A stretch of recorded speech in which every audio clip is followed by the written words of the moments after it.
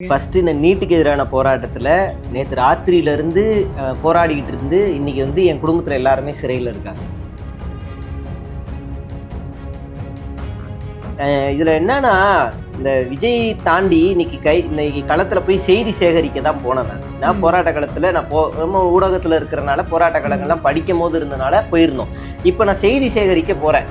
அங்கே ஒரு காவலர்கிட்ட சில கேள்வி எல்லாரும் இந்த மாணவர்லாம் கேட்குறாங்க. விசித்திரமாக இருந்துச்சு. சார், நீங்கள் நீட்டுக்கு எதிரானவரா ஆதரவானவரான்னு போராட்டக்காரங்க ஒரு உயர் காவல் அதிகாரி கேட்குறாங்க. அவர் சொன்ன பதில் இருக்குல்ல, அலெக்ஸ்னு ஒரு போலீஸ் இன்ஸ்பெக்டரா ரவுடி மாதிரி நடந்துக்கிறார். பிடிச்சி தள்ளி, நீ மீடியாலாம் கிடையாதுடா, ஒன்று பிடிச்சி என் ஃபோனை பிடுங்கி அப்படியே கையை உருவி தூக்கி எரிஞ்சு வண்டிக்குள்ளே ஏற்றி உன்னை ரிமைண்ட் பண்ணுவேன், நீ என்ன பண்ணுவியோ பண்ணு, பாடுறா நான் யாருன்னு காட்டுறேன். அவருக்கு நீ என்ன வேணாலும் பண்ணுங்க, என்ன எப்படி கை வைப்பீங்க, நான் மீடியா செய்தி சேகரிக்காலே அடிப்பீங்களா?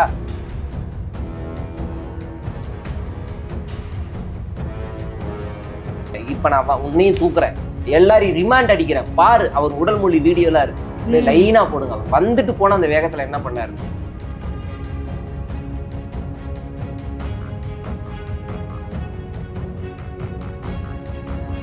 நாங்க அறவழியில போராட்டம் நடத்துறதுக்காக கல்லூரியில போய் மாணவர்களை ஒன்று திரட்டுறோம். அதிகபட்சம் ஒரு 1/4 மணி நேரம், அரை மணி நேரம் ஆர்ப்பாட்டம் நடத்திட்டு அவங்க கலைஞ்சு போயிருப்பாங்க. சாலை மறியலோ இல்ல வேற எதுவும் பண்ண போறது இல்லை, அப்படி பண்ணிட்டு போயிருப்பாங்க. அதுல இந்த அரசுக்கு என்ன கேடுன்னு தெரியல.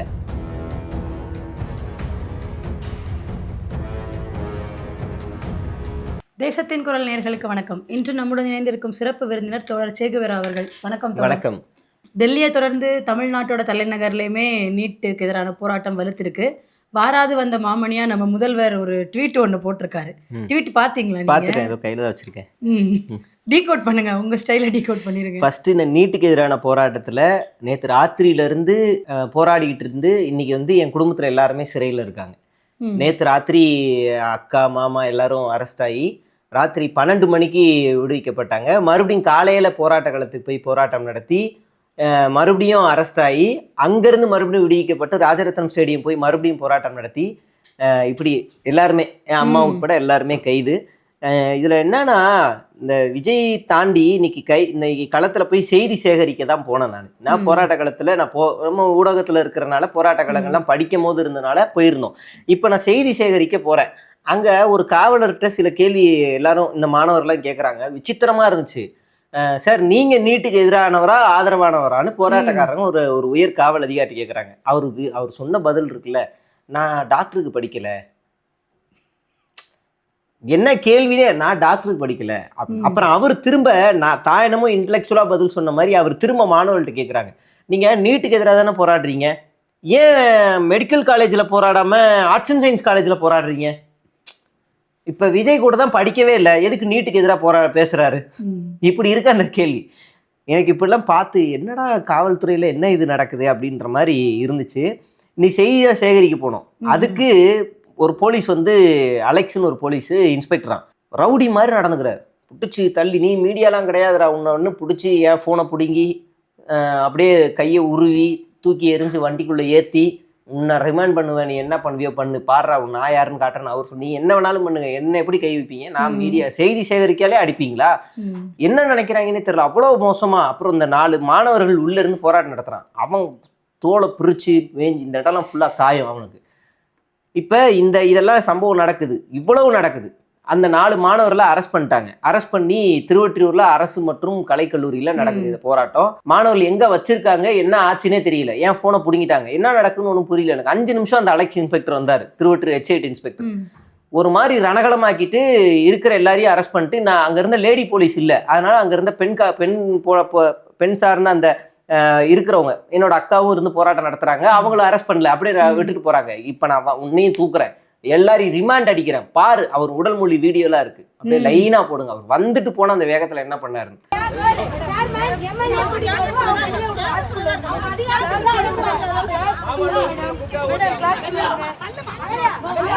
கிளாஸ்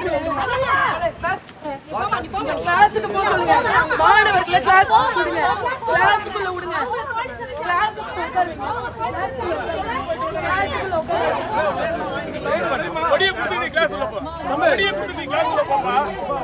எல்லாம் இது பண்ணிருந்தீங்க தவிர உண்மையிடும் காசு போகக்கூடாது. நீங்க கொடியை கொடுத்துட்டு உள்ள போக தம்பி, நீங்க படிப்பை நீங்க பாருங்க. நீங்க காலேஜ் டைம் அப்போ கரெக்டா அது உங்களோட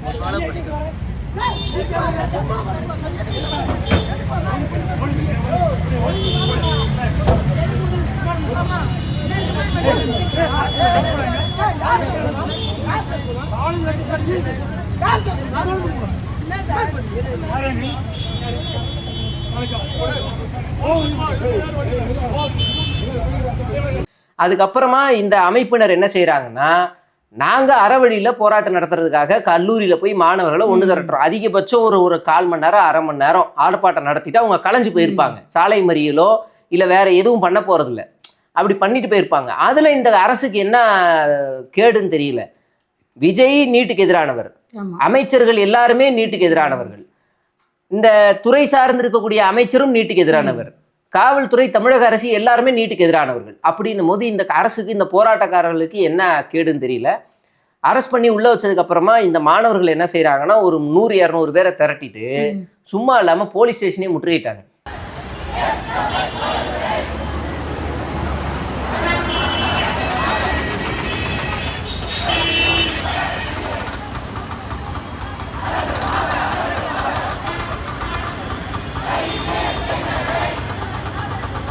போலீஸ் ஸ்டேஷனில் போய் கீழே உட்காந்துட்டாங்க. உள்ள இன்ஸ்பெக்டர், எஸ்ஐ யாரா இருந்தாலும் வெளியே வரக்கூட உள்ள போகக்கூடாது உட்காந்துட்டாங்க. அவர் மன்னிப்பு கேட்குற வரைக்கும் போக மாட்டோம்.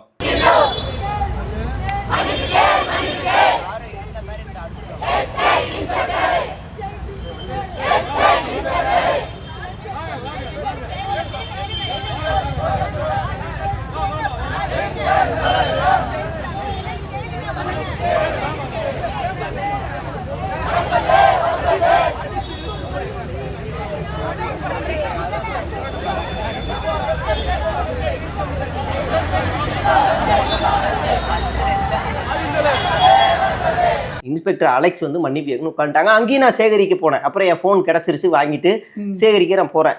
நடக்கக்கூடிய அந்த நீட்டுக்கு எதிராக மாணவர்கள் மீது நடத்தப்பட்ட அந்த போலீஸ் தாக்குதலை கண்டித்து தமிழ்நாடு முழுவதுமே இருக்கக்கூடிய மாணவர்கள், இளைஞர்கள் போராட்டம் நடத்துகிறாங்க. அதில் ஒரு வடிவமாக வடசென்னையில் திருவொற்றியூரில் ஆர்ட்ஸ் அண்ட் சயின்ஸ் காலேஜில் காலையில் மாணவர்கள் தன்னெழுச்சியாக ஒரு போராட்டத்தை அறிவிச்சிருந்தாங்க. அந்த போராட்டம் நடத்தக்கூடாதுன்னு ஹெச்ஐ போலீஸ் ஸ்டேஷனில் இருக்கக்கூடிய இன்ஸ்பெக்டர் அலெக்ஸ்ன்றவர் அந்த மாணவர்களை மிக கொடூரமான முறையில் கழுத்தை பிடிச்சி ஒரு அக்யூஸ்டை எப்படி ட்ரீட் பண்ணுவாரோ அப்படி படிக்கக்கூடிய மாணவர்களை காலையில் கைது செய்கிறார். அது மட்டும் இல்லாமல் செய்தி சேகரிக்க போன பத்திரிகையாளர்கள் நான் உட்பட தினமலர் பத்திரிகை உட்பட இன்னும் பல பத்திரிகையாளர்களுடைய கைபேசிகளை பிடுங்கி அவங்களையுமே என்னை உட்பட என்னையுமே வண்டியில் ஏறி நிற்போம், நீ எல்லாம் பத்திரிகையாளரே கிடையாது அப்படின்னு அடித்து எங்களையுமே தாக்கக்கூடிய அந்த சம்பவங்கள்லாம் நடந்திருக்கு. அந்த பாதிக்கப்பட்ட மாணவர்களில் 4 பேர் எந்த இடத்துல எந்த ஸ்டேஷனில் வச்சுருக்காங்கன்னு தெரியல. அவருடைய கைபேசி பிடுங்கப்பட்டிருக்கு. பேரண்ட்ஸை கூட்டிகிட்டு வா, இனிமேல் போராட்டம் பண்ண மாட்டேன், கையெழுத்து வாங்கிட்டு நீ கடிதம் எழுதி கொடு, அப்போ தான் உன்னை அனுப்புவேன்னு காவல்துறை மிரட்டி இருக்கு. அந்த மாணவர்கள் எங்கே இருக்காங்க, அந்த மாணவர்களை விடுதலை செய்யணும், இன்ஸ்பெக்டரை உடனடியாக அவர் மேலே நடவடிக்கை எடுக்கணும், அவர் மன்னிப்பு கேட்கணும்னு சொல்லி இளைஞர்களும் மாணவர்களும் இன்னைக்கு எச்ஐ போலீஸ் ஸ்டேஷனை முற்றுகையிட்டு போராட்டம் நடத்திட்டு இருக்கிறாங்க. அந்த இன்ஸ்பெக்டர் வந்துட்டு ஒரு கட்டத்துக்கு மேலே இன்ஸ்பெக்டர் மேலே மெமோ கொடுத்ததுக்கு அப்புறமா அவர் மன்னிப்பு கேட்டதுக்கு அப்புறமா தான் அந்த போராட்ட காலம் அங்கேருந்து முடியுது. அப்புறம் அந்த கூட்டம் எல்லாம் கலைஞ்சு அப்படியே ராஜரத்னம் ஸ்டேடியம் வராங்க.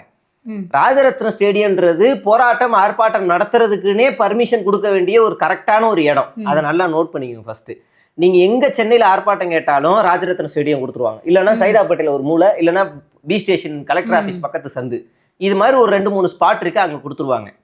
இது இங்கே தான் நடத்துகிறாங்க ஒரு அறவழி போராட்டம். அவங்க பாட்டுக்கு ஆர்ப்பாட்டமாக நடத்திட்டு அவங்க கலைஞ்சு போயிடுவாங்க, எந்த இடையூறுமே இருக்காது. இப்போ இன்னைக்கு மட்டும் கைது செய்யப்பட்டவர்களுடைய எண்ணிக்கை 1000க்கும் மேலே காவல்துறையால், தமிழக காவல்துறையால். அதுவும் ரொம்ப சாதாரணமாலாம் இல்லை. நேற்று நைட்டு போராட்டம் நடத்தினாங்கல்ல, அவங்களே இல்லைன்னா அறவழி போராட்டம் தான் அது. 48 மணி நேரம் காத்திருப்பு போராட்டம். அப்படின்னா என்ன அர்த்தம்? 48 மணி நேரம் கழிச்சு அவங்க கலைஞ்சிருவாங்க. அந்த 48 மணி நேரம் தங்களுடைய எதிர்ப்புகளை, நீட்டு குறித்த ஆபத்துகளை அவங்க விழிப்புணர்வா எடுத்து சொல்ல போறாங்க, அவ்வளவுதான். அது உட்கார்ந்த உடனே இந்த காவல்துறை பொண்ணுங்கன்னு கூட பார்க்காம காலை பிடிச்சி இழுக்கிறது, கையை பிடிச்சி இழுக்கிறது.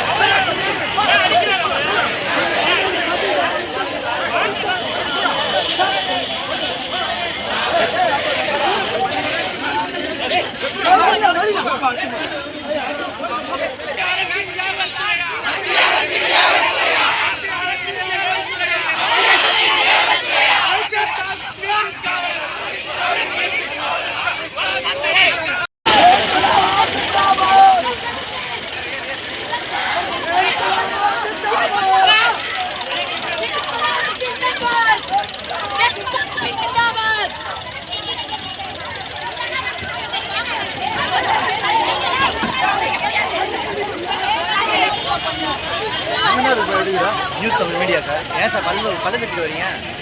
பல்லு கடிச்சு வரக்கூடாது சார். என் வேலை வீடியோ எடுக்கிறது.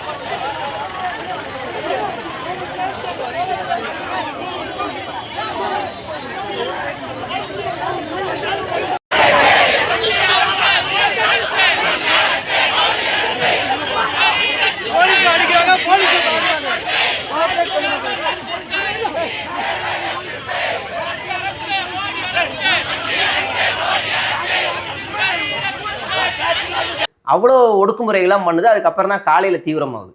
இப்ப விஜய் தான் தமிழ்நாட்டிலே இல்லாத மாதிரியே ஒரு நீட்டு, தான் தான் சிஎம்னு மறந்துட்டாரா என்னன்னு தெரியல.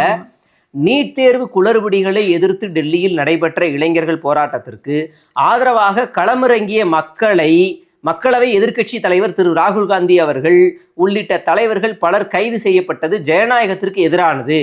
அதாவது அந்த மாணவர்களை அடிச்சு துன்புறுத்தி காயப்பட்டு ரத்தப்பட்டு அவங்களுக்காக இந்த அறிக்கை இல்லை, தனக்கு ஆதரவா கொடுத்த ராகுல் காந்திக்காக ஆதரவு. ஏன்னா ராகுல் காந்தி குட்டியா பொட்டு மாதிரி ரத்தம் வருது, அதுக்காக.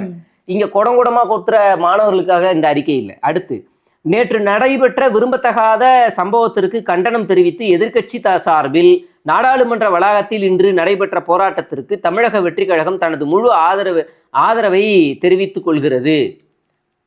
அதாவது எதிர்க்கட்சி தலைவருக்கு ஆதரவு அவங்க போராட்டத்துக்கு.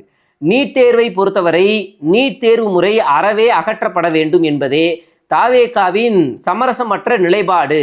மாணவர்களை மட்டுமல்லாது அவர்களது குடும்பங்களையும் வெகுவாக பாதிக்கக்கூடிய நீட் தேர்வு முறையை வைத்து வாக்கு அரசியல் செய்வதற்காக பொய்யான வாக்குறுதிகளை நாம் ஒருபோதும் அளிக்க மாட்டோம். அப்படின்னா நீட்டுக்கு ஒரு பக்காவா எதிரான ஆளு. அப்படின்னா கடந்த ஆட்சியில நீட்டுக்கு எதிராக போராட்டம் நடத்தும் போது அனுமதி கொடுக்கப்பட்டு ஒரு ஒற்றை குரலா, தமிழ்நாட்டினுடைய ஒரு ஒற்றை குரலா பாஜகவுக்கு ஒரு நடுக்கம் கொடுக்கப்பட்டது. அது ஆளுங்கட்சி சேர்ந்து போராட்டம் நடத்துச்சு. ஆளுங்கட்சி கையெழுத்து இயக்கம் நடத்துது, பைக் ரேலி நடத்துது, ஆளுநருக்கு அனுப்புறாங்க, உச்சநீதிமன்றத்துக்கு அனுப்புறாங்க, ஜனாதிபதிக்கு அனுப்புறாங்க. இப்படி பல போராட்டங்கள் நடத்தினாங்க. நம்ம ஆளு என்ன கிழிச்சாருன்னு தெரியல, ஒண்ணுமே இல்லை, ஒரே ஒரு ட்வீட்.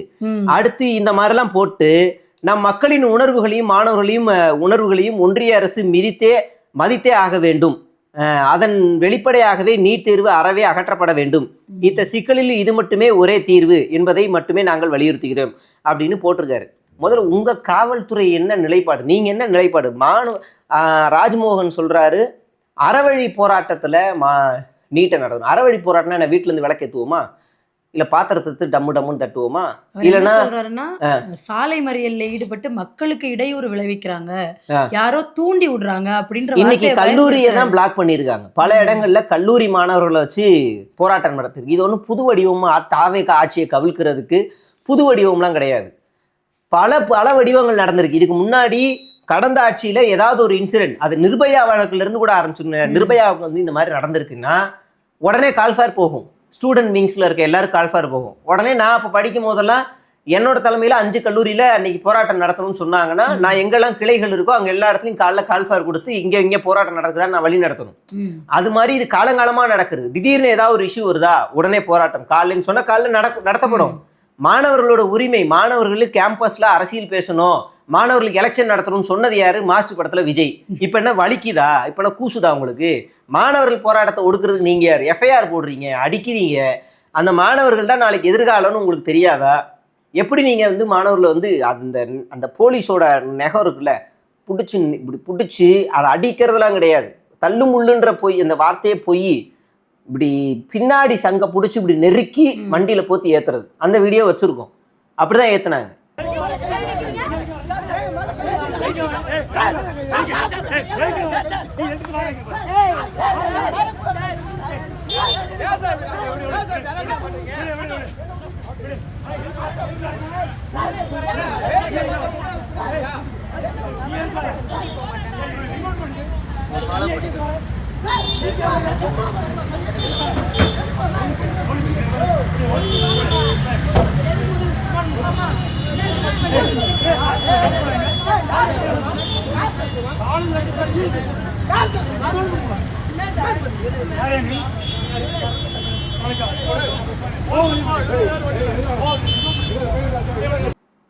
போலீஸ் வந்து ட்ரைனிங் முடிச்சு நல்லா மாடு மாதிரி இருப்பாங்க, அந்த பசங்க குழந்தை மாதிரி இருக்காங்க. இப்பதான் யூஜி ஆல்மோஸ்ட் 18 அண்டர் கூட ஃபர்ஸ்ட் இயர் படிக்கிறான்.